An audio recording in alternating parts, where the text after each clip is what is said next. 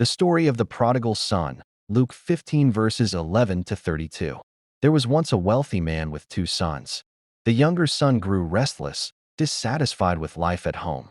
One day, he shocked his father with a bold request. "Father, give me my share of the inheritance." It was a request that pierced his father's heart, for in that culture, asking for an inheritance before death was like saying, "I wish you were already gone." But with love that did not force, the father granted the request.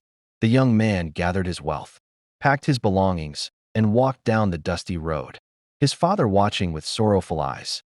He dreamed of freedom, excitement, and a life without restrictions. In a faraway land, he indulged in wild living. Coins slipped through his fingers like sand, buying pleasures that lasted only for the night. Friends surrounded him as long as his purse was full, but the laughter was shallow. His days became a blur of feasting, noise, and wasted opportunities. But wealth never lasts forever. The day came when his pockets were empty, and as if heaven itself was against him, a famine struck the land. He had nothing. His friends vanished when his money ran out. Hunger gnawed at his stomach, and shame pressed on his shoulders. The boy who once dreamed of freedom now found himself bound by poverty. He begged for work and was given the most degrading job a Jewish man could imagine: feeding pigs. He stood in the mud, swatting flies, watching pigs devour their food, and wished he could eat as they did. The once proud son was now a broken beggar, covered in filth, far from home, far from love, and far from hope. As he sat in the mud, he remembered. He remembered the warm bread from his father's table. He remembered the laughter of the servants, even the smallest blessings of home. And there, in that place of filth, the Bible says, he came to his senses. He said to himself, "How many of my father's hired servants have food to spare? And here I am starving to death? I will get up and go to my father and say, 'Father, I have sinned against heaven and against you. I am no longer worthy to be called your son. Make me like one of your hired servants.'" Tears filled his eyes as he stood. His steps were weak, but his resolve was strong. He began the long journey home. Each mile carried memories of his mistakes. Each step was heavy with guilt. He rehearsed his confession again and again. "I am not worthy. I am not worthy." Fear wrestled with hope in his heart. What if his father refused him? What if the door stayed shut? What if he was cast away forever? But in his brokenness, one truth remained. Even if he could not return as a son, maybe he could return as a servant.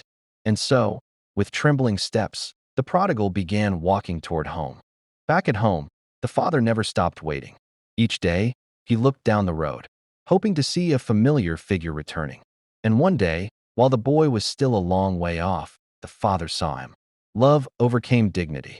Compassion silenced protocol. The old man ran. He ran with tears streaming down his face, his robe flying behind him. He ran to his son. The son fell to his knees, his rehearsed words spilling out. "Father, I have sinned against heaven and against you. I am no longer worthy to be called your son." But before he could finish, his father embraced him. He held him tightly, covering him with kisses, not caring about the dirt, the stench, or the rags. The father turned to the servants and cried out, "Quick, bring the best robe and put it on him. Place a ring on his finger and sandals on his feet. Kill the fattened calf. Tonight, we will feast and celebrate. For this son of mine was dead and is alive again. He was lost and is found." And so, the house that had been quiet with sorrow erupted with joy. Music filled the air, servants danced, and laughter returned. The son who had wandered far was home again, not as a servant, but as a beloved child. The robe symbolized honor. The ring symbolized authority. The sandals symbolized restoration. Grace had triumphed. Love had conquered. Forgiveness had spoken louder than failure. The story of the prodigal son is not just about a wayward child. It is about all of us. We all have wandered, chased empty things, and found ourselves broken in the pigpens of life. But this parable teaches us one unshakable truth. God is a father who waits, who watches, and who runs to embrace us the moment we turn back to him. It reminds us that no sin is too deep, no distance too far, and no shame too heavy that God's grace cannot cover.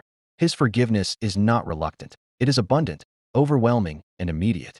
So, when you feel unworthy, when you feel too far gone, remember, the Father is waiting at the road, ready to run to you, robe you with honor, restore your identity, and rejoice over your return.